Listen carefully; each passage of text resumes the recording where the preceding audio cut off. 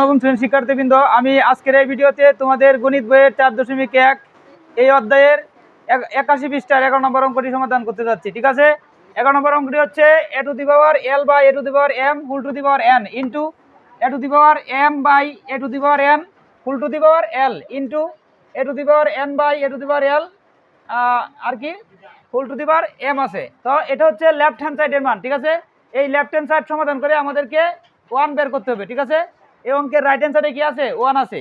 তো দেখি এটা আমরা সমাধান করতে পারি কিনা। হ্যাঁ, তো দেখো আমরা একটা কথা জানি যে ভাগের বেলায় বেজ যদি এক হয় পাওয়ারগুলো কি হয়?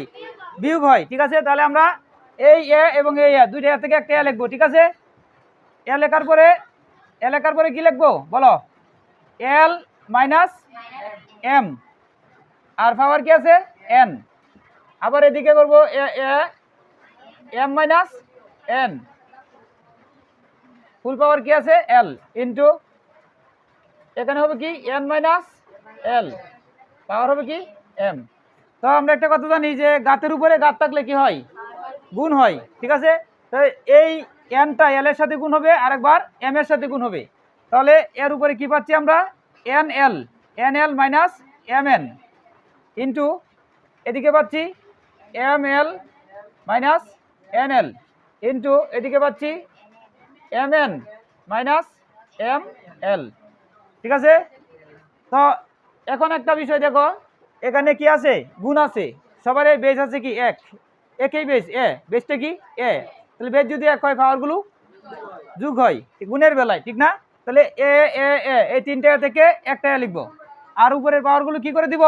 যোগ করে দিব। তাহলে N L minus M N plus M L minus N L plus M N minus M L.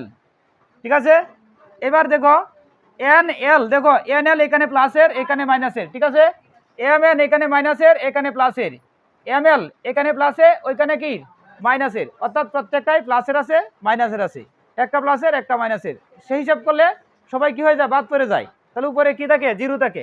ঠিক আছে, শূন্য সূচক, এর উপরে আমরা কি পাই? শূন্য সূচক পেয়েছি। তাহলে আমরা জানি শূন্য সূচক সমান কত?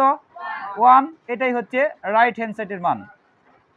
ঠিক আছে, তো লেফট হ্যান্ড সাইডের সমাধান করে করে আমরা কি পেলাম? রাইট হ্যান্ড সাইডে কি পেলাম? 1 পেলাম। ঠিক আছে, এটাই ছিল আজকের এই অঙ্কের সমাধান। সকলে বুঝতে পেরেছ? সকলকে ধন্যবাদ।